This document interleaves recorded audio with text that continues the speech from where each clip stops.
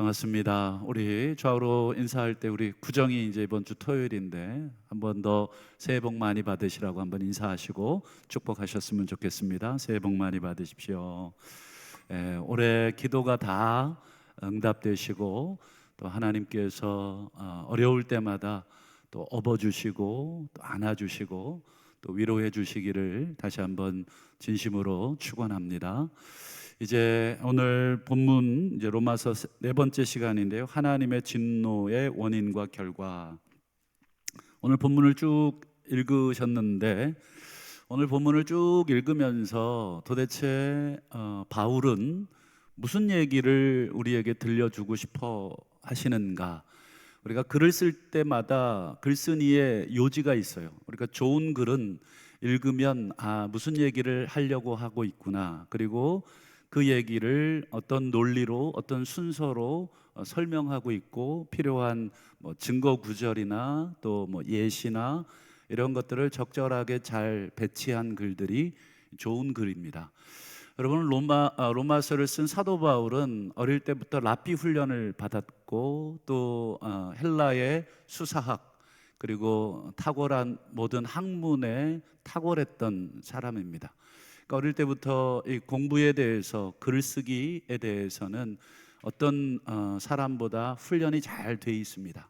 사도 바울은 자신이 뭘 얘기하고 싶은지를 분명하게 이야기를 오늘 해주고 있어요.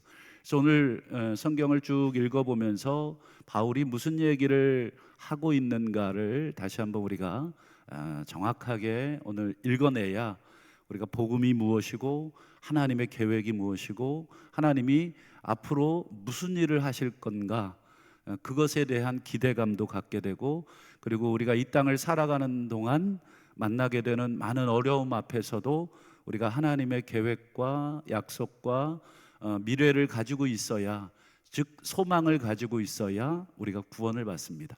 사도 바울은 로마서에서 믿음으로 구원받는다는 말도 하지만 소망으로 구원받는다는 말도 합니다. 그때의 소망이 무엇이겠습니까? 바로 이 현 상황을 바라보면 절망할 수밖에 없고 더 이상 살아갈 희망도 소망도 없지만 하나님의 계획을 복음 안에 드러난 하나님의 의를 우리가 정확하게 알면 소망이 생기고 그 소망을 붙들고 그 소망으로 말미암아 마침내 구원을 얻을 수 있다 하는 것을 이제 보여주죠. 그래서 오늘 쭉 본문을 읽으셨는데 오늘 본문을 잘 들여다 보니까 뭐가 보이냐면 여러분 창세기 이야기가 오늘 본문에 보였으면 성경을 잘 읽으신 것입니다.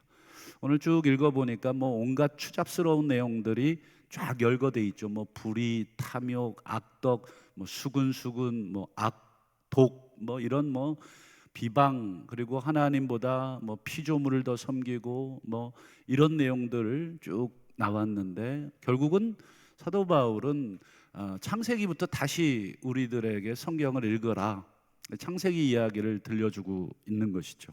그 중에서도 창세기 이야기 중에서도 여러분 인간의 타락 그리고 그 인간의 타락에 대한 하나님의 진노 이야기를 오늘 본문에 바울은 다시 쓰고 있는 것입니다. 여러분 창세기 이야기가 나왔으니까 창세기 이야기 중에 여러분 하나님이 인간을 사람을 만드신 것을 한탄하셨고 그리고 마음으로 후회하셨다 이런 말이 나오죠. 창세기 6장 6절입니다. 하나님이 인간 만들고 한숨이 그냥 퍽퍽 쉬어지는 겁니다. 마치 우리 부모님으로서 자녀 낳았는데 자녀가 참 바르게 자라고 자기 앞가름도 잘하고 이렇게 살아가면 여러분 한숨 쉴 일이 없죠. 오히려 고맙고 기특하고 감사하고 오히려 부모지만 자식 앞에 내가 절이라도 해주고 싶은 참 어떻게 나같이 못난 부모 밑에서 저렇게 훌륭한 자식이 나왔을까 싶을 정도로 그런데 반대로 참 속썩이고 정말 제대로 미래도 준비하지 않고 정말 이게 엉망으로 살고 있는 자녀들을 혹시 주변에서 두고 있는 그 부모들을 아신다면 그들의 모습이 어떻습니까? 매일 아마 한탄에, 한숨에, 눈물에, 정말 자녀를 보는 게 고통 그 자체일 것입니다. 하나님도 우리 인간 만드시고 참 좋았는데 그 백일 잔치도 해주시고 돌잔치도 해주시고 때마다 생일 다 챙겨주시고 정말 열심히 필요한 것들을 다 줬는데, 여러분, 인간이 계속해서 점점 악해지고 그 생각이 허망해지고 하는 것을 보면서 사람 지으셨음을 한탄하셨다. 그리고 마음에 근심하셨다. 그 이유가 창세기 6장 5절에 나와 있는데 한번 보시죠. 여호와께서 그의 마음으로 생각하는 모든 계획이 항상 악할 뿐임을 보시고, 그 다음에 이제 6장 6절입니다. 이게 지금 표기가 잘못됐는데 6장 5절이 지금 본문의 표기고, 그 다음에 이제 6장 6절이 바로 하나님이 사람 지으신 것을 한탄하셨다. 그러니까 왜 하나님이 인간 지으신 걸 한탄하셨는가? 바로 마음과 생각. 우리 6장 그 본문을 다시 한번 보여주실까요? 여기 보시면 제가 노랗게 칠한 단어가 보이시죠? 마음 그리고 생각. 여러분, 이 단어를 가슴에 여러분 좀 새겨 놓으시고 이제 오늘 로마서 1장 21절로 한번 가실까요? 로마서 1장 21절. 우리 성경 가지고 오신 분들은 보시고, 바울이 뭐라고 합니까? 하나님을 아는데 오히려 생각이 허망해지며 미련한 마음이 어두워졌다. 아까 우리 창세기 6장 5절에 마음과 생각이라는 단어가 있었다 그랬죠. 지금 그 단어 그대로 지금 바울이 여기서 쓰고 있는 거예요. 생각과 마음. 그러니까 노아 시대에 이 타락했던 인간들의 마음, 그리고 타락했던 인간들의 생각과 지금 인간들의 마음과 생각이 어떻다는 거예요? 똑같다는 것입니다. 여러분, 노아 시대랑 지금 사도 바울이 이 글을 쓰고 있는 1세기와 시간적으로 얼마나 오랜 시간이 지났어요? 그런데 그때나 또 사도 바울이 이 편지를 쓰고 있는 이때나 상황은 어떻습니까? 조금도 나아진 것이 하나도 없다. 노아 시대 사람들도 하나님을 알았지만 그들의 마음, 그들의 생각은 어땠습니까? 항상 악을 향해 달려가고 허망했다. 근데 사도 바울 시대에도 지금 사도 바울이 그 이야기를 또 들려주고 있는 것이죠. 이처럼 여러분, 생각이 허망해지고 마음이 어두워진 인간들이 그러면 어떤 삶을 살고 있는지를 이제 보여줘야 됩니다. 그런 인간들이 어떤 삶을 살겠습니까? 여러분, 가만 생각해 보시죠. 여러분, 학생으로서 공부해야 될 때 공부 안 하고 또 학생으로서 해야 될 일들을 안 하는 그런 자녀들은 어떤 삶을 사나요? 그렇죠. 우리가 상상할 수 있는 그런 삶을 삽니다. 지금 집중해야 될 그 공부, 지금 그 시기에 해야 될 일은 학생으로서 공부인데 그 공부에 집중하지 않으니까 엉뚱한 데 집중할 수밖에 없죠. 여러분, 인간의 생각이 하나님께 집중해야 되는데 생각이 허망해지고 마음이 하나님을 향해 열려야 되는데 하나님을 향해 열리질 않으니까 자꾸 어떻게 되냐면, 우리 로마서 1장 21절 우리 앞부분으로 한번 가보시죠. 하나님을 알되 하나님을 영화롭게도 하지 않고 감사하지도 않는다. 영화롭다, 감사한다는 말이 무슨 뜻이냐면 예배한다는 표현입니다. 우리가 하나님께 영광 올려드린다, 하나님을 영화롭게 한다. 그리고 감사라는 말은 당연히 예배에 제일 중요한 게 감사잖아요. 기도할 때 감사하고, 찬양도 하나님의 은혜에 대한 감사의 표현이고, 헌금도 그렇고, 모든 것이 예배의 모든 순서 하나하나들이 다 감사를 표현하는 다양한 방식들인 것이죠. 그래서 영광이라든지 이 감사라는 건 예배라는 말을 바꾼 말입니다. 즉, 하나님을 알지만 마음이 허망해지고 생각이 허망해진 인간은 결국은 하나님을 예배하도록 창조되어 있는데 그 목적을 자꾸 잃어버리는, 그 방향에서 자꾸 벗어나는 삶을 살고 있게 됩니다. 그러면 여러분, 우리 인간은 이사야서에서도 말씀하셨지만 인간은 하나님을 예배하도록 창조가 되어 있습니다. 인간의 이 DNA 속에는 하나님을 찾게 돼 있고 그리고 하나님을 예배하게 돼 있습니다. 그래서 고대 시대에는 이 하나님을 정확하게 모르니까 이 하늘의 별들을 보고 그 별을 그리고 태양을 예배하는 것이죠. 이 종교적인 본능이 인간에게 심겨져 있기 때문에 정확하게 하나님을 모르면 그렇게 대용물을 섬기게 됩니다. 그래서 여러분 예배하도록 창조된 인간이 이 하나님을 예배하지 않나요? 하나님을 영화롭게 하지 않아요? 하나님을 감사하지 않아요? 그러면 반드시 대용물을 찾게 돼 있습니다. 공부를 하지 않으면 반드시 공부의 대용물을 찾아요. 게임을 찾는다든지 아니면 뭐 이상한 것들의 대용물을 찾게 돼 있습니다. 그러면 인간은 하나님을 찾지 않으면 하나님의 대용물을 찾는데 그게 뭐냐? 그게 바로 23절입니다. 23절을 보실까요? 썩어지지 아니하는 하나님의 영광을 썩어질 사람, 새, 짐승, 기어다니는 동물의 모양의 우상으로 바꾸었다. 우상 숭배를 하기 시작했다는 거예요. 여기서는 뭐 사람, 새, 짐승, 뭐 동물 이런 거 뭐 형상 만들어 놓고 뭐 절하는 그런 모양이지만 사실은 그 이면에 들어가면 우상 숭배하는 자들이 왜 우상을 숭배합니까? 그래서 자신의 욕심을 만족시켜줄 신을 만들어 놓고 섬기는 것입니다. 그러니까 우상 숭배의 이면에는 인간의 탐욕과 탐심이 있죠. 그리고 골로새서에 보면 탐심은 곧 우상 숭배니라. 결국 우상 숭배를 한꺼풀 벗겨보면 거기에는 인간의 욕망이 있고 인간의 탐심이 있다는 것입니다. 즉 하나님을 찾고 하나님을 예배해야 될 인간이 하나님을 찾지 않고 예배하지 않으면 반드시 그 안에 있는 그 종교성으로 인해서 그 대용물을 찾는데 그 대용물이 뭐예요? 자기 자신에게 향한다는 것입니다. 그래서 자기 자신을 예배한다는 거예요. 자기가 삶의 중심이고 자기가 인생의 중심이 되는 것입니다. 그러니까 자기밖에 모르는 것이죠. 여러분 자기밖에 모르기 때문에 여러분 다른 사람의 것들을 전부 다 자기 것으로 만드는 것입니다. 그게 이제 탐욕이 되고 욕심이 되겠죠. 그래서 여러분 이 자기밖에 모르는 이 탐심, 우상 숭배하는 삶이 그러면 일상생활에서 어떻게 드러나는가? 그냥 우상 숭배라고 하면 굉장히 추상적이잖아요. 이게 도대체 뭐가 우상 숭배냐? 그 우상 숭배의 삶을 그저 어디 뭐 절이나 또는 다른 종교나 아니면 뭔가 좀 다른 것들을 뭐 만들어 놓고 뭐 종교를 갖는 것으로 착각하는데 그게 아니다. 그게 이제 24절부터 이제 끝에까지 나오는 구절인데요. 한번 나눠서 한번 읽어볼게요. 24절에 보면 이제 첫 번째로 우상 숭배, 하나님을 섬기지 않으면 뭘 섬기는가?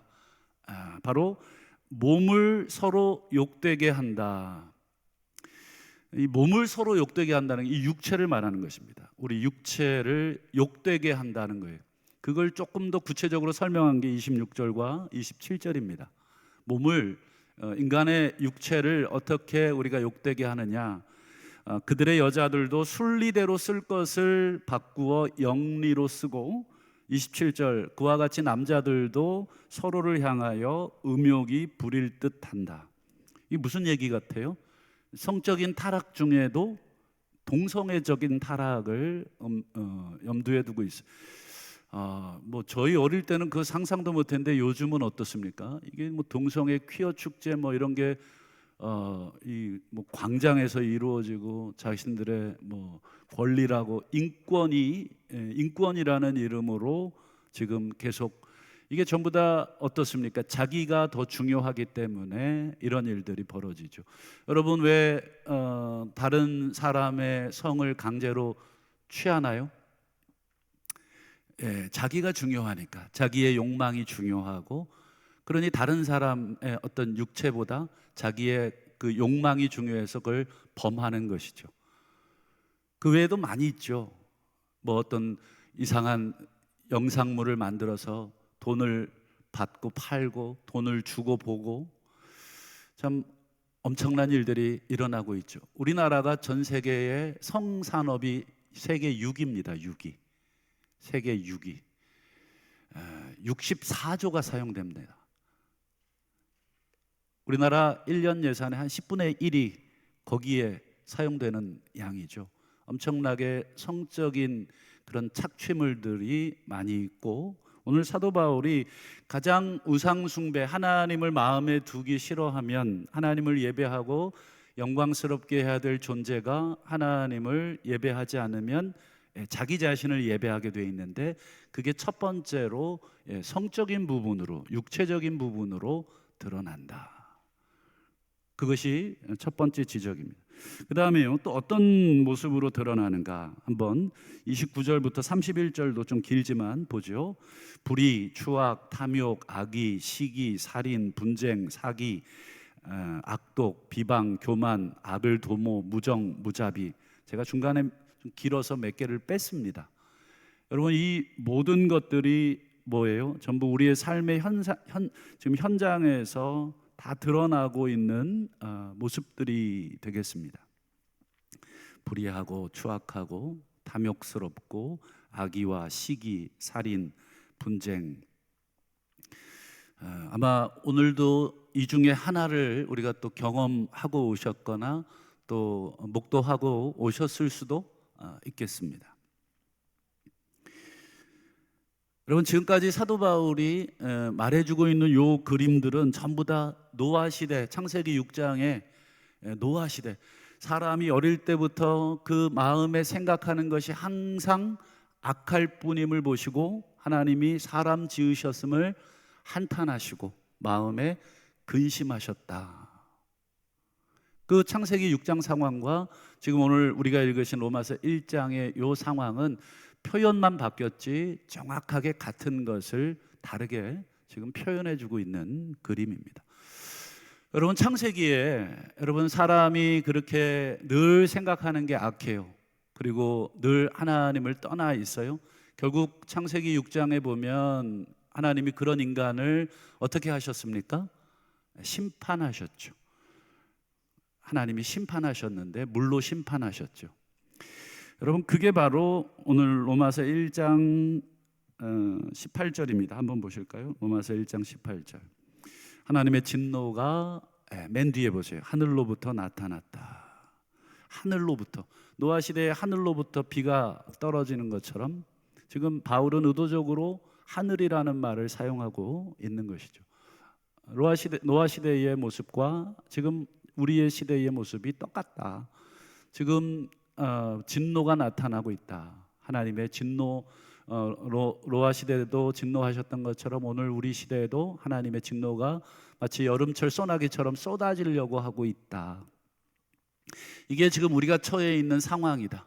마치 지금 천장에 물이 가득 고여 있어서 이제 저쪽에서 막 금이 갈라지고 있고, 이제 조금만 더 시간이 지나면 저 천장이 쏟아져 내릴 지금 그런 상황인 거다.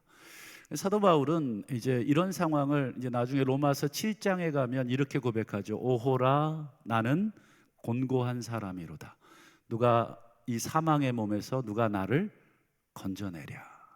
사망의 몸, 이건 사도 바울이 자기 자신을 표현한 것일 수도 있지만 이 인류 전체를 표현한 말입니다. 우리 인류 전체가 이 사망에 갇혀 있다는 거예요. 곤고에 갇혀 있다는 거예요.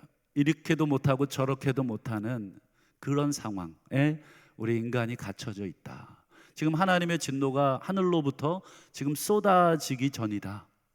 지금 노아 시대에 노아가 방주를 만들면서 하나님께서 물로 심판하실 거라는 그 말을 아무도 귀담아 듣지 않고 노아의 시대에도 자기의 삶에 분주했듯이 오늘날 이 복음에 여러분 이 세상 사람들이 어떻게 반응하나요? 별로 긴장하면서 반응하지도 않죠. 지금 뭐 불의하라고 했는데도 뭐 뛰어나올 생각을 안 하는 것과 똑같습니다. 사실 그것이 예수 믿는 자들의 눈, 그리고 오늘 로마서를 오늘 읽고 있는 우리들의 눈에는 보이는데, 이 세상 사람들은 여전히 예수 믿으라는 이 복음의 메시지에 뭐 그렇게 반응을 하지 않습니다. 어떻게 보면 2000년 동안 이 메시지를 지금 전하고 있고, 마치 노아가 홍수가 나기 전까지 마른 하늘에서 여러분 배를 만들면서 사람들에게 그 메시지를 전했던 것과 똑같은 상황이 되겠습니다.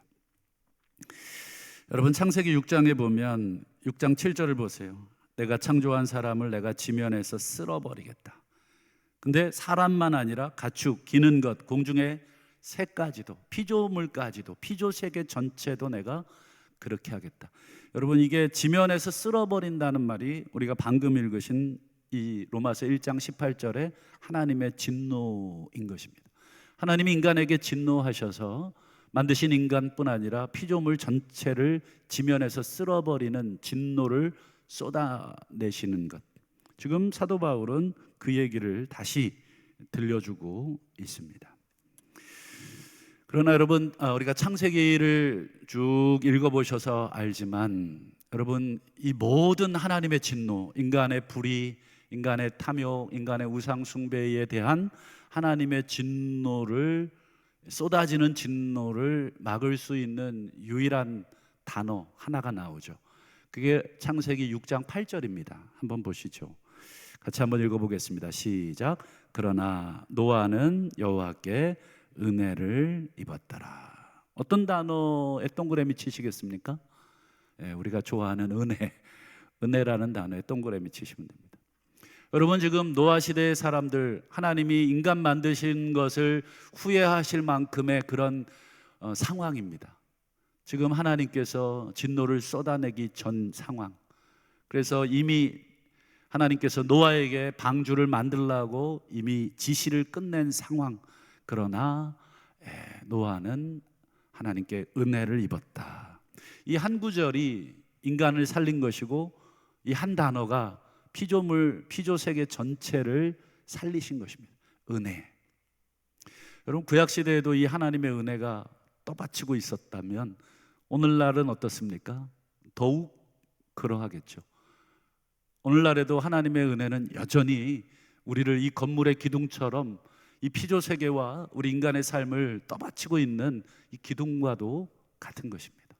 이 기둥이 무너지고 이 기둥이 없어져 버리면 여러분 다 쏟아지는 것처럼 우리 하나님의 은혜를 거두신다면 우리 인간들은 지금 우리가 누리고 있고 가지고 있고 뭐 열심히 탐욕과 시기와 분노와 또 살인, 이 모든 것들을 저질러 가면서까지 우리가 움켜쥐고 있는 이 모든 것들은 다 심판의 대상, 물속에 잠기게 됩니다. 여러분 오늘날 시대를 한번 되돌아보시죠. 아까 우리 사도 바울이 쭉 열거했던 그 엄청난 그런 죄악의 모습들이 오늘날에도 여전히 우리에게 있잖아요.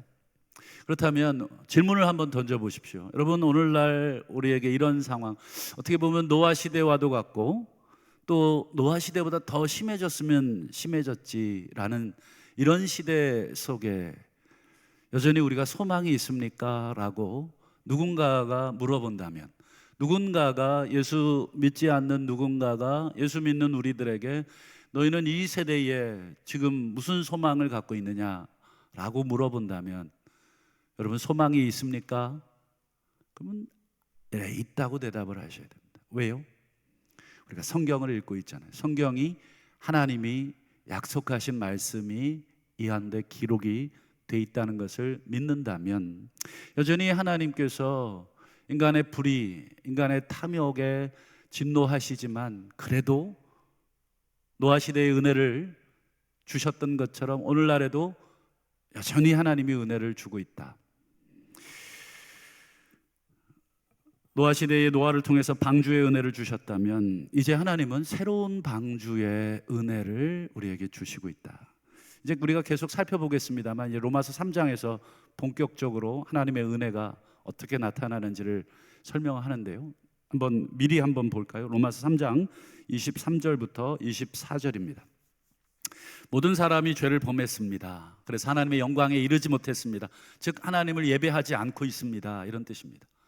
이게 노아 시대의 이야기고 또 사도 바울 시대의 이야기고 오늘 우리 시대의 이야기이고, 그래서 하나님의 진노가 쏟아지려고 하고 있습니다. 노아 시대에 물이 쏟아졌고, 그리고 하나님의 진노가 하늘로부터 지금 나타나고 있고, 이런 상황 속에 24절 보시죠. 그리스도 예수 안에 있는 속량으로 말미암아 하나님의 은혜로 값없이 의롭다 하심을 얻은 자 되었습니다. 여기 보면 하나님의 은혜라는 말이 또 나오고, 그 은혜 앞에 예수 안에 있는 속량이 나오죠. 이게 뭐 구원이라고 표현해도 되겠습니다. 하나님의 은혜, 노아 시대의 하나님의 은혜는 노아가 만든 방주였다면, 이제 신약 시대의 하나님의 은혜는 진정한 방주, 새로운 방주, 예수 안에 있는 구원. 그래서 예수 안에 들어오라는 말, 그것을 계속 강조하고 있는 것입니다. 그래서 이제 이 부분은 로마서 3장 때 더 자세하게 설명을 하기로 하고요. 여러분, 마지막으로 우리가 살 길을 한번 결론으로 한번 보겠습니다. 여러분, 이 세대 가운데 우리가 살 길이 무엇인가? 물론 예수를 믿는 것이기도 하지만 하나님께서는 이 세대를 어떻게 구원하시기를 원하셨는가? 물론 예수를 믿고 새로운 방주이신 예수를 예비해 주시고 그 예수 안에 들어오게 하심으로 우리를 구원하시기를 원하셨는데, 그 예수를 믿는다는 것이 신약 시대에 더 구체적으로 어떤 방식으로, 어떤 모습으로 드러나게 하셨는가? 이제 사도 바울은 로마서 우리 이 앞부분을 다 쓰고 로마서 11장까지가 사도 바울이 정말 하고 싶은 얘기를 한 다음에 이제 12장부터 이제 결론적으로 이제 쓰는 얘기인데, 여러분 로마서 앞부분을 쭉 쓴 다음에 사도 바울이 12장, 여러분 유명한 말씀, 하나님의 모든 자비하심으로 내가 너희들을 권면합니다. 이 자비라는 말에 앞에 나온 모든 것들을 다 포함합니다. 하나님의 우리를 구원하시는, 진노를 지금 막아내고 계시는 하나님의 자비로우심으로 내가 권면합니다. 그리고 여러분들의 삶을 하나님이 기뻐하시는 삶이 되게 하십시오.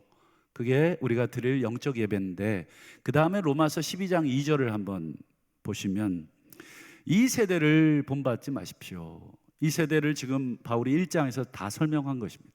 이 세대가 이런 세대입니다.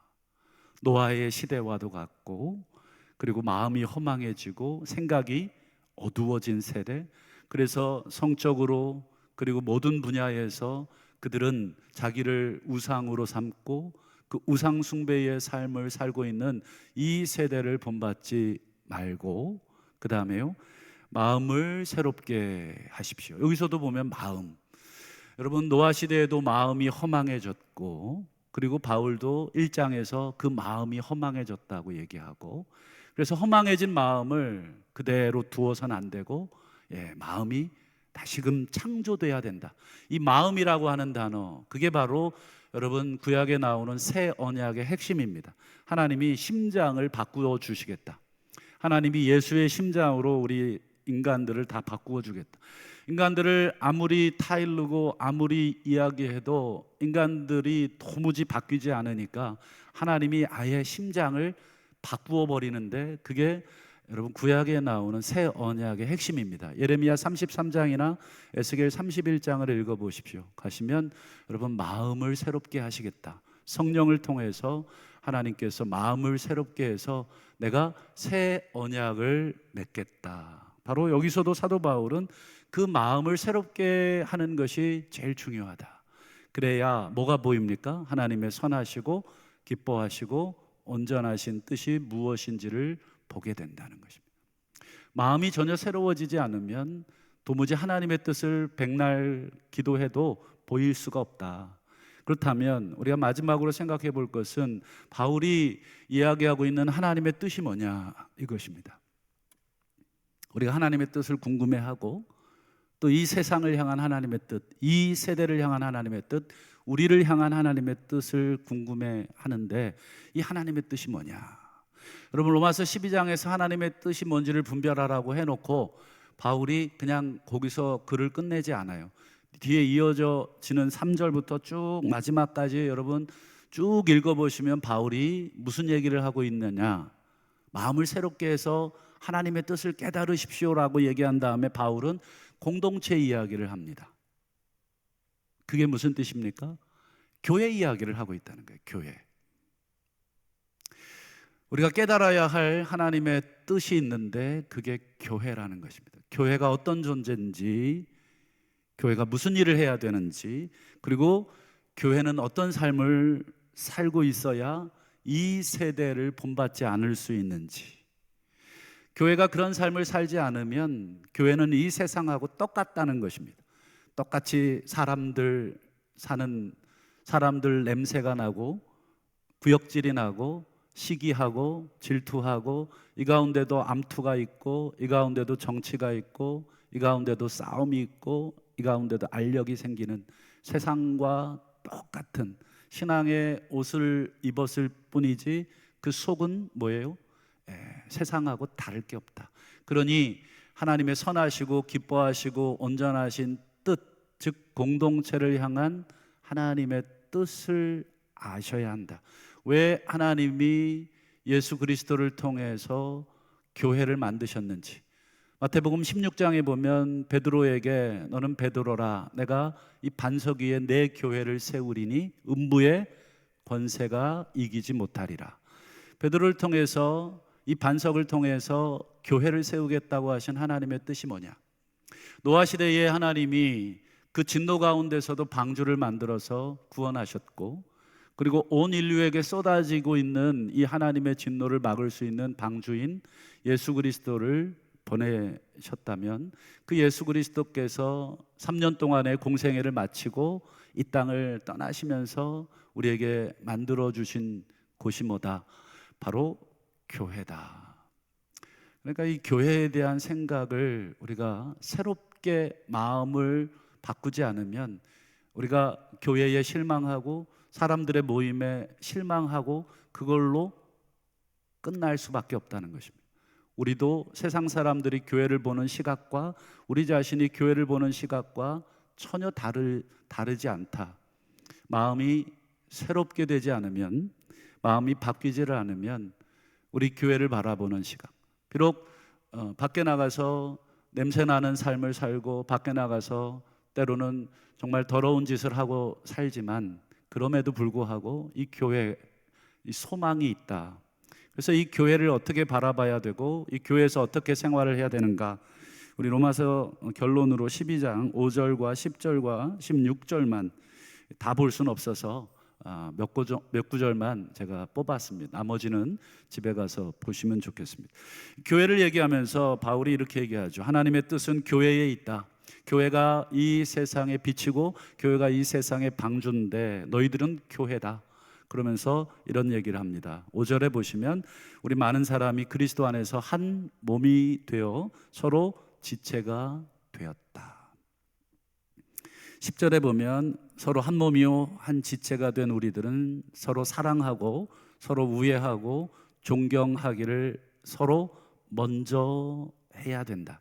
16절에 서로 마음을 같이 하며 높은 데 마음 두지 말고 도리어 낮은 데 처하고 스스로 지혜 있는 채 하지 마라.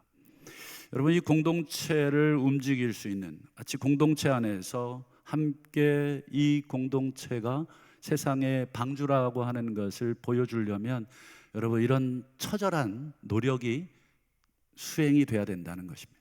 여러분들이 지금 누리고 있는 이 가정을 지키기 위해서 어떤 노력을 하셨는지 제가 다 보지 않아도 저는 알 것 같습니다. 엄마로서, 아빠로서, 남편으로서, 아내로서 이 가정을 지키기 위해서 얼마나 많이 참고 사랑하고 또 공경도 하고 우애도 하시고 서로 배려하셨는가. 그 결과가 여러분 지금 가정을 지킨 것이죠. 그걸 하기 싫으면 그 가정이 깨지는 것이고 그 부부가 깨지는 것이고 그 부모 자녀가 깨지는 것입니다. 그러나 깨지지 않았다면 우리가 그렇게 지금 붙들고 있는 건데, 교회도 그렇습니다. 교회도 가정과도 같잖아요. 여러분, 교회가 깨지는 것은 어떻습니까? 지금 사도 바울이 얘기한 서로 한 몸이라는 것, 지체라고 하는 것을 전혀 인정하지 않는, 왜 너랑 나랑 지체냐? 우리가 지체라는 것이 어떻습니까? 피를 섞어야 지체가 아니라 예수님 말씀에 따라서 하나님의 뜻대로 행하는 자들이 내 형제요 자매요 부모다. 그리고 여러분, 서로 사랑하고 우애하고 존경하지 않으면 여러분, 교회는 어떻게 되겠습니까? 박살이 나는 것입니다. 그래서 실제로 박살이 난 교회들도 많이 보시게 되죠. 여러분, 그 책임이 누구에게 있는가?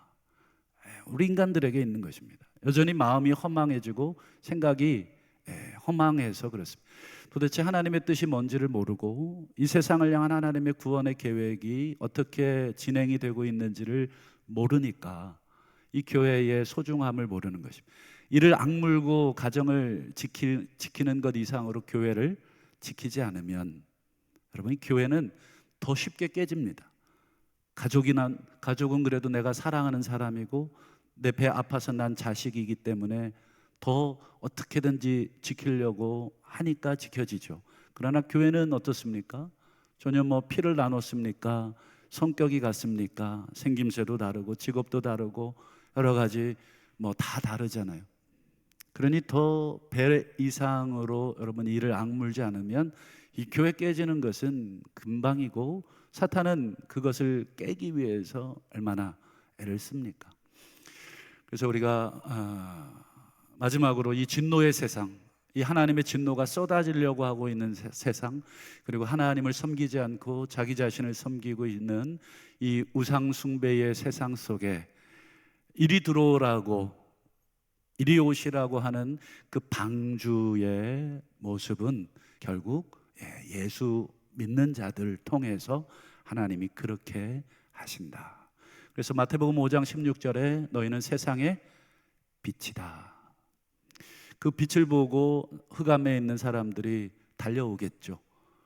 바닷속에 여러분 등대를 보고 배가 방향을 잡고 육지로 오듯이 우리 교회를 보고 또 우리 한 사람을 보고 세상 속에 나가서 우리 한 사람을 보고, 그리고 내가 하나님의 선하시고 기뻐하시고 온전하신 뜻을 온전히 깨닫고 내가 세상 속에서 이들에게 구원의 방주요 하나님을 보여주는 등대로서의 그 역할을 잘 감당하시는 것이 마음을 새롭게 함으로 변화받아서 하나님의 뜻을 깨닫는 것이다 라고 하는 것을 다시 한번 기억하고, 다시 한번 우리 공동체가 비록 연약하고 냄새나고 또 얼마나 지저분합니까?